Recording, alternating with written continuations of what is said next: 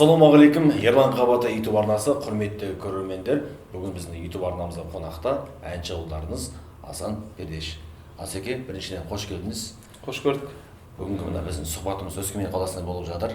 Өскемен қаласында сіздер бүгін Алматы әуендерімен келіп отырсыздар. Жалпы кештен кейін бүгінгі Өскемен қаласында шығыс жеріндегі әдемі кештен кейін жақсы көңіл күйде отырмын. Өскемен жұртына үлкен алғысымды айтамын. Бүгінгі кеш үшін, кештегі қолдау білдіргендері үшін үлкен рахметімді айтамын. Енді сол осы Алматы әуендері туралы айтып өтсеңіз. Алматы әуендері деген енді бұл бұрыннан келе жатқан қара шаңырақ қой. Республика сарайының жанынан ашылған осындай мекеме. Бұл жерде көптеген әншілер жұмыс жасайды. Соның қатарында мен де жұмыс жасаймын. Жалпы Алматы әуендері менің алғашқы рет келуім. Ал Алматы әуендері бұрындары бұл неге келіп жүрген? Қалаға келіп жүрген. Өскеменге, жалпы басқа қалаларға да. Біздің енді бұл гастрольдік сапарымыз ең алғашы осы биылдыққа осы Өскеменнен басталып отыр. Өскемен, одан кейін Семей, Семейден кейін Павлодар. Пока осы үш қаланы, қазірге осы үш қаланы жасаймыз. Сосын кішкене күн жылығанда ары қарай тағы да басқа қалаларға шығамыз. Енді 2022-де өзіңіздің шығармашылық жеке кешіңіз өтті. Жаңағы Республика сарайының қасында Алматы әуендері өтті. Осы үлкен Республика сарайында жеке шығармашылық кешіңізді бердіңіз. Сол кеште әкеңіз бен анаңыз отырды алдыңғы қатарда. Өзіңіз жаздыңыз Инстаграмда, осы ата-анамды алдында бүгін кешімді беру арманым еді деп. Сол туралы өзіңіз жеке ойыңызды, әсеріңізді айтыңыз. Жалпы әрбір әнші осы әншілікке қадам басқан күннен бастап армандайтын шығар, алдына мақсат етіп қоятын шығар. Осы үлкен әнші болсам, танымалы болсам, үлкен халықтың қасында, осындай үлкен ареналарда, республика сарайларында өзімнің жеке ән кешімді берсем деп армандайтын шығар. Дәл солай менде де арман болған. Сол арманымның қатарында сол кешімде ата-анам болса екен, осы алдыңғы қатарында отырса екен, сол ата-анама арнап бір ән орындап берсем екен деген арман болды. Сондықтан да осы кешімді 2022 жылы беруіме үлкен қанат болған әрине осы ата-анам. Себебі бізде одан алдын пандемия болды ғой. Сол кезде ата-анам қатты ауырған кезде бір сондай бір сәттер болды. Осыдан осы жазылып кетсе, сосын осы карантин ашылса, ең бірінші айналысатын жұмысым осы баяғы бала күніндегі арманыма қол жеткізу деген сияқты арман болды алда. Сол арманыма ұмтылдым. Карантин ашыла салып осы кешімді бердім. Шүкір Аллаға. Жақсы сол кештің осылай өткеніне және сол кеште ата-анамның қадірменді қонағым болғанына мен өте қуанамын. Бақыт сезінемін өзімді. Сол кешке дейін қанша еңбегіңіз кетті, осы өнер жолында қанша еңбек еттіңіз. Осы шығармашылық жолда қаншама енді мақтау айтты, мақтау естідіңіз. Даттау айтты, мақтау айтты, бәрі болды. Сол енді осы біздің сұхбатымызды жас әншілер көреді. Көріп отырған әншілерге, жас бауырларымызға енді сіз өзіңіз сыннан қалай сабақ алдыңыз, сыннан қалай шыға білдіңіз? Жалпы өмірдің жолы дейміз ғой, өмірдің жолы тегіс емес қой, ой шұқыры бар.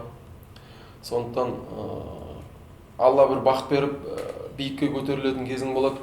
Сен биікке көтерілген кезде сенің кім екеніңді бәрі көреді. Ал сен төменге түсіп қалған кезіңде сен кімнің кім екенін көресің дейді. Сол секілді бұл өнерде де волновой ғой, толқын. Біресе төмен түсесің, біресе биік көтерілесің. Сондай бір толқынды сәттер болады. Төмен түскен кезде қайтадан жоғарыға ұмтылып, сол жоғарыға шыққан деген өте дәмі тәтті болады да. Мысалы, жолда келе жатсың, аңдамай келе жатып, бір колодусқа түсіп кетесің ғой. Сол колодусқа түсіп кеткен сәтіңде ешкімнің көмегісіз ақ өз күшіңменен қайтадан сол колодустан аман есен шығатын болсаң, ол деген өмірдің бақыты. Ол деген сенің жігерлі екенің, көп нәрсені жеңе алатыныңның бірде-бір не дейді жаңағы, шыдамдылықты талап етеді. Көп адамдар жаңа колодусқа түседі да қайтып шыға алмай қалады ғой. Менде де болды сол сияқты өмірдің бір төмен қарай кететін сәттері, семьялық жағдайға байланысты деген сияқты. Бірақ шүкір Аллаға қазір бәрі қалыпты, Аллаға шүкір. Жақсы. Тіпті арнайы бағдарламаның өзінде үлкен ағаларымыз, өнерде жүрген азаматтарымыз кәдімгідей сынын айтқан, әндеріне айтып, осылай деп айту қандай бағдарламасы. Енді біреудің бір сөз айтты екен деп не дейді жаңағы, торғайдан қорқып жүгерек көпті деген екен біреу. Сол сияқты сөз ереді ғой артыңнан. Өсек кілінбей, есеп кілінбейсің деген сөз бар. Сен жақсы жасасаң да, жаман жасасаң да артыңнан бәрібір сөз ереді. Жаман жасасаң, жаман жасады деп айтады. Ал жақсы жасасаң, жетісіп қапты ғой деп бәрібір айтады. Сондықтан ол нәрсеге мойымау керек, адам күресе білу керек, алға қарай ұмтылу керек. Абай атамыздан бір ақсақал сұраған екен ғой, бұл өмірде әрбір адамның жеке өмірі бар, сол жеке өмірін ұстап тұрған нәрсе не деп сұраған екен.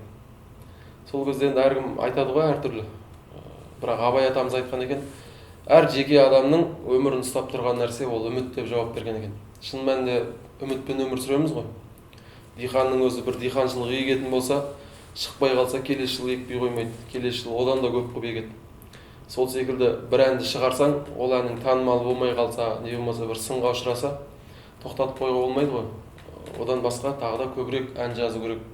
Осылай өмір өзі адамды шыңдайды, сондықтан сынбау керек, тек алға ұмтыла беру керек.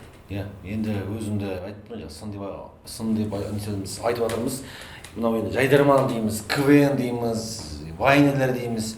Өзінде көп әзілге қосады. Асан Пердешев деген секілді әзілді қосып, сол әзілдер өзіне келетін шығар енді. Осы жөнінде көп сұрайды менен. Жалпы сұхбаттарға барғанда сұрайды, одан бөлек те өзім достарымды айтады. Өзің біраз айтпайсың ба деп, жауап айтпайсың ба деп. Менен қатты ашуланып кететін достарым бар да.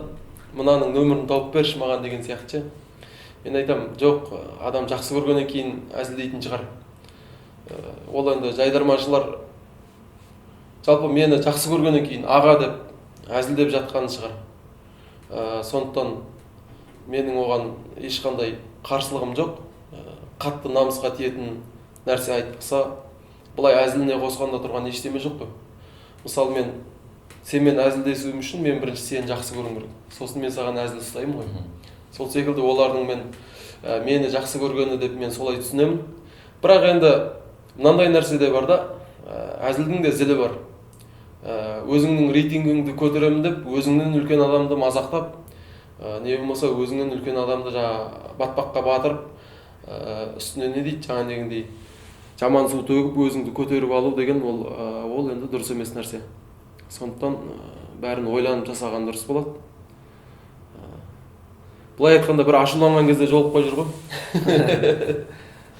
Енді мынау осы біз білеміз, қазіргі таңда көптеген өнерге деген азаматтардың пікір айтады. Қазір эстраданың бағыты сәл ауысқан секілді айтады. Басқа бағытқа. Енді хит әндерінде қазір ондығуда немесе манері басқа деп айтады. Жалпы сіздің қазір хит әндеріңіз шықпай кетті, неліктен деп ойлайсыз өзіңіз? Енді бұлай да, жаңа айттым ғой, бұл өмірдің өзі толқыннан тұрады деп. Біресе көтеріледі, біресе төмен түседі. Теңіздегі толқын сияқты. Теңіздегі толқын ол жүрекке байланысты. Жүрекпен байланысты тікелей. Жүректің қағысы сияқты. Ұрады, қайтып түседі, ұрады деген сияқты.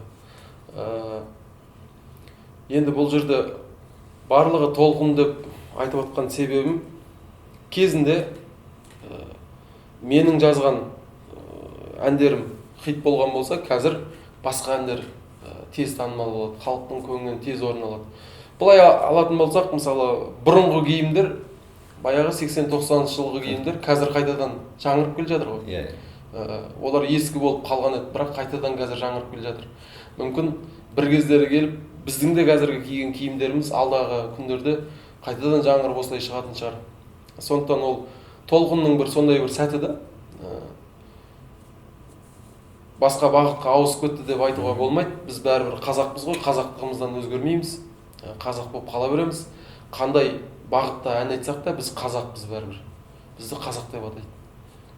Сондықтан бұл нәрсенің бәрі уақытша нәрсе. Толқыны бір күні түседі, басқа нәрселер шығады. Қайтадан толқын көтеріледі, тағы басқа нәрсе шығады. Ақ пен қараның екеуінің бір-бірімен айқасқан өмір ғой.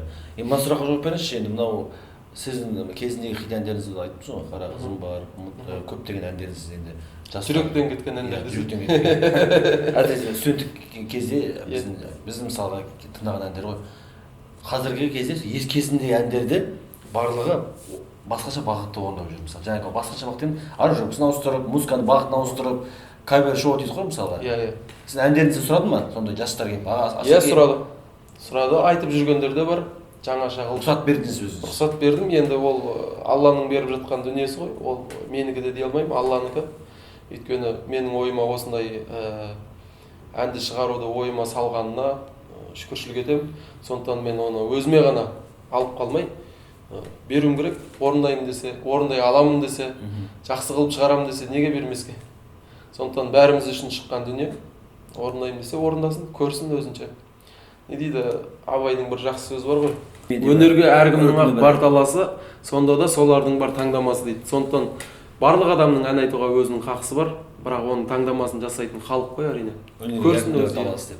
Ұятқа қала ма, датқа қала ма, әлде бір мақтауға ие бола ма? Мен енді мақтауға ие болсын деп тілейтін адаммын, өзімнің әнімді беріп тұрғаннан кейін. Жақсы болып шықса қуанамыз. Енді қараңыз, мысалға айттыңыз, енді осы уақытқа дейін қанша отбасылық жағдайды айттыңыз, шығармашылық жолы сында айтылды, көптеген қиындықтарды көрдім дедіңіз. Қазір мысалы көптеген әншілер біреу не шығарады, журнал шығарады, біреу кітап шығарады, біреу клип шығарады деген секілді. Сіз енді осының бәрін жинап бір қазір бір кино түсіріп, бір кино шығаратыныз. Сондай ой бар ма негізінде? Сондай бағытта жеке өзіңіз өміріңізге байланысты? Енді түрлі жан-жақты ойлайтын адаммын негізі. Әл-Фарабидің бір жақсы сөзі бар да. Әр адам өзінің мамандығы бойынша жұмысын жасаса, сол мемлекет өте мықты болады дейді. Мысалы, президент өзінің президенттік қызметін атқару керек. Әнші өзінің әнін айту керек. Актер өзінің жаңағы берілген адамның кинодағы рөлін сомдау керек. Сол секілді мен енді қазір әнмен айналысып жүргеннен кейін әзірге кино түсіруге бір қатты нетіп жүрген жоқпын. Бірақ енді мүмкін бір сондай бір халықтың бір керек адамы болып, бір үлкен тұлға болып, не дейді, жетілгеннен кейін мүмкін осы мен туралы киноны режиссерлар өздері ақылдасып мүмкін түсірер алдағы уақытта. Сондай ой бар. Бірақ жаңағы кітап деп жатсыз ғой. Кітапты шығару деген осы 22-ші жылғы жоспарымда бар еді. Ал жеке кешімді алға сүргеннен кейін мен тоқтаттым. Сол кешіммен айналыстым да, сонымен 2022 жыл солай бітті. 2022 жыл жалпы 3 жетістікке жеттім. 3 жетістікті не дейді, алдыңнан 2 жақсылық шықса, біреуін құрбандыққа шал дейді ғой. Бір үшеуіне жете алмай қалдым. Жеткен жетістіктерім осы, ең үлкен арманым осы жеке шығармашылық ән кешімді бердім. Сосын YouTube каналымды аштым өзімнің. Осыны біраздан бері ашамын деп жүрмін. Ол да бір қуаныш. Сосын отбасыма тағы бір адам саны қосылып, қызыма төркін болатын Жақып деген ұл перзент келді. Ол Алланың берген несі ғой, бірақ дегенмен бұл да бір жетістігім деп есептеймін. Үлкен бір, ең үлкен жетістіктерім бірі. Осы 3 жетістікке жетістім. Одан бөлек енді жете алмай қалған нәрселер, ол өзімнің кітабымды шығарамын деп едім. Ол қалды. Бірақ болашақта бар жоспарда бар. Жеке кітап шығады. Асан Бетешевтің жеке кітабы. Иә. Болашақта жоспарда бар. Енді айттыңыз ғой, бір ұлыңыз бен бір қызыңыз бар. Алланың берген сізге деген үлкен бір нығметі дейміз ғой.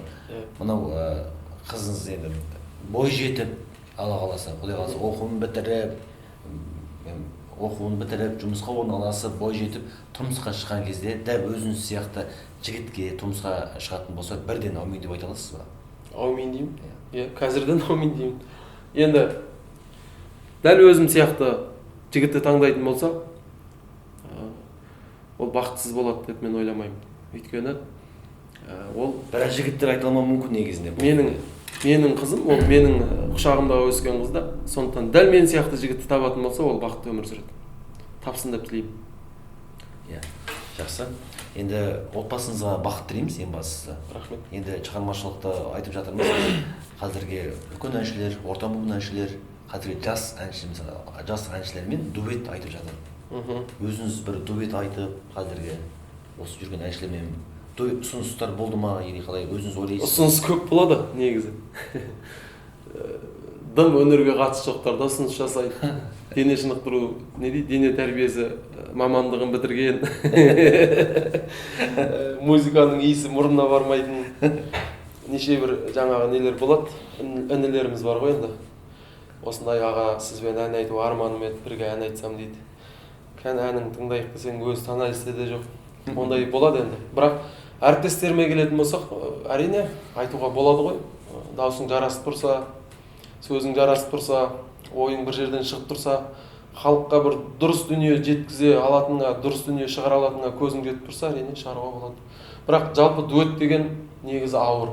Мен мынау осы трио болып жаңағы топ болып жүрген ағаларға, жалпы қыздарға болсын, өнердегі әріптестеріме мен өте риза боламын. Ол оңай нәрсе емес. Мысалы, Мұзарт тобын алатын болсақ, бір адам біз өзіміз, жеке өзіміз қара басымыздың өзімізбен жұмыс жасап бір жерге ұйымдасудың өзі оңай емес та. Ал ол кісілер үшеу, үш жақтан келеді. Қандай ұйымшылдықты талап етеді да бұл нәрсе. Қатаң тәртіпті талап етеді. Соның бәріне төзіп, осындай топ болып, осылай елге танылып жатқанына мен екі қолымды көтеремін ғой. Енді мына біз осы шығармашылық қоя тұрып, отбасылық қоя тұрып, өзіңіз енді ер азаматсыз, жігітсіз. Енді қазір қандай бір осы өнер жолы болсын, былай көшеде дейміз, болды ма? Енді біреумен сөзге келіспей қалу, былайша айтқанда төбелес деген сияқты айтамыз ғой. Таяқ жеу, орныңыз бар деген секілді ғой. Бір ақымақ пен бір ақылды адам болады да, екеуі бір-бірімен ерегісіп қалды да. И төбелесіп болады. Кім кінәлі болады? Ақымақ. Неге? Ол ақымақ. Ақылды адам кінәлі болады. Өйткені оның ақылы бар еді ғой. Тоқтатпады. Сондықтан ақылға салған дұрыс болады, бірақ әрине ақылға салу керек екен деп біреу көп тиісіп жатса қарап тұрмайсың ғой. Шамаң келгенше бізде де ер мінездік бар. Ешкімді өзіміздің басымыздан сөз асыртып қоймаймыз. Тойда жүрдіңіз, концертте жүрдіңіз, сондай бір болды ма? Басқа сөзге келіп тиісіп біреулерге. Жоқ, енді әрбір адамның өзінің аурасы болады да. Мысалы, бір адам келген кезде сол келген ортаның аурасы өзгеріп кетеді. Сол секілді адам өзіне аура қалыптастыру керек. Барған жеріңде сен қандай болсаң, сол жердің аурасын сондай қылып жібересің. Егер сен мәдениетті болып кіріп, әдемі болып, сондай бір сыпайылық не қылсаң, сол орта бірден қандай бір боғауыз орта болатын болса да бірден сыпайылық болып қалады. Сондықтан Аллаға шүкір, жүрген жерімде ондай жанжал, төбелес, біреумен сөзге келіспей қалу деген болған емес. Шүкір деймін соған. Біз енді қазір актуальный сұрақ осы TikTok дейміз қазір интернеттегі желіде. Өзіңіз жеке пікіріңізді білгіміз келеді. Махаббат жасқа қарай ма? Қарамайды. Сіз үшін қалай көресіз? Әсіресе былай қойғым келіп тұр мына сұрақты. Өзінен кіші қызға емес, қазіргі таңда өзінен үлкен қызға үйленеді. Енді ашық тұра айтқан кезде мысалы Райым мен Еркені қазір бүкіл TikTok сынады, былайша айтқан кезде қатты. Мен енді олардың жеке өміріне араласа алмаймын. Өйткені әркім өзі біледі ғой. Әркімнің өзінің жеке өмір адамға бір-ақ рет беріледі. Оны кіммен өмір сүру керек, кіммен бақытты болатынын әрине ол өзі ғана біледі. Сондықтан өзінен үлкенді алады ма, өзінен кішкентайды алады ма, ең бастысы бақытты болса, өмірге ұрпақ алып келсе, салиқалы ұрпақ тәрбиелесе, міне осыдан асқан не бар? Не бір жаңағы махаббат жасқа қарамайды. Өзінен кішіні де алып, не болмаса өзіне жарасымды жұпты алып та бақытты болмай жатқандар бар ғой. Оның алдында қайта өзінен не дейді? Кіші жігітке тұрмысқа шығып бақытты болып кеткен қандай керемет. Не болмаса өзінен үлкен қызды алып бақытты болып кеткен қандай керемет. Немесе осының керісіншесі. Өзінен қаншасы кішкентай қызды алып жатқандар да бар. Солай бақытты болса да, ең бастысы бақытты болуда. Сол екеуі сол нәрсеге көзі жетсе, біз жасай аламыз деп қол ұстасып, уәделескен болатын болса, жасау керек. Жасқа қарамайды. Біраз сөзбен айтқанда, оны мен ғана емес, бұрыннан келе жатқан нәрсе ғой. Махаббат жасқа қарамайды. Ғашық болып қалу деген өзінен үлкен адамға да жас қыздар ғашық болып қалады. Махаббат тілсіз жау дейсіз ғой. Мысалы, өзінің ағайына ғашық болып қалған қаншама қыздар бар. Өзінің апайына ғашық болып қалған қаншама ұлдар бар. Сол секілді ол махаббат жасқа қарайды деп мен айта аламын. Қазіргі кезде өзіңіздің достарыңыз көп пе? Шынайы достарыңыз. Шүкір Аллаға бар. Баршылық. Сырласатын, мұңдасатын достарым бар. Шүкір. Ендігі біз мына қазіргі таңда жас әншілердің ішінен қай әншіні ерекше көресіз өзіңіз шығармашылық жолындағы әндерін айтып жүрген осы кәсіби деңгейдегі? эстрада болсын, той саласындағы болсын. Жанагилер емес, физруктар емес. Yani. Түсіндім жалпы сұрағыңды. Жалпы мен бөліп жаратын адам емеспін. Жалпы ән тыңдасам да баяғы сал серілердің кезіндегі әннен бастап мынау кеше ғана шығып жатқан, жаңадан шығып жатқан әншілердің әніне дейін. Осы мынау Айгугай сайты бар, басқа да сайттар бар. Әндер шыққан кезде ең бірінші тыңдайтын тыңдарман мен шығармын. Бәрін тыңдап, сұрыптап, заманда қандай әндер шығып жатқанын бәрін білетін. TikTok'та да отырған кезде трендке шыққан әндерді бірінші тыңдаймын. Сондықтан бәрі де жақсы, бәрі де ұнайды. Мынаны ұнамайды, мынаны ұнайды деп мен ешқандай әріптесімді бөле алмаймын. Өйткені бәріміз біргемеді келе жатырмыз. Енді ертең осы сұхбатты біз YouTube'қа шығарамыз. Сол кезде мен неге маған айтып мүмкін? Асанның қасында отыр. Асанның кезінде талай студент кезінде тыңдаған оқыған dinlerinіз бар, тыңдармандарыңыз көреді сұхбатты, әсіресе Қара қызым деген әнді сол оқырмандарыңыз үшін, тыңдармандарыңыз үшін бір куплетімен қайырмасын айтып берсеңіз. Жақсы. Тек сені сүйдім, дара қызым деп, еркелетушім қара қызым деп, екеумізді екіге бөлдау, өмірдің мынау қара көзі кеп, сен кетті десе сенгім келмейді, сен ешкімге де бергім келмейді, махаббатымның пәктігі сенің, сенсіз өмірге көнгім келмейді. Тіпті менің өзімнің студент кезім есіме түсіп кетті, көз алдыма кәдімгідей. Өтірік айтқаным емес, мен де осы кезімде осы әнді тыңдап өскен жандардың бірімін мен де.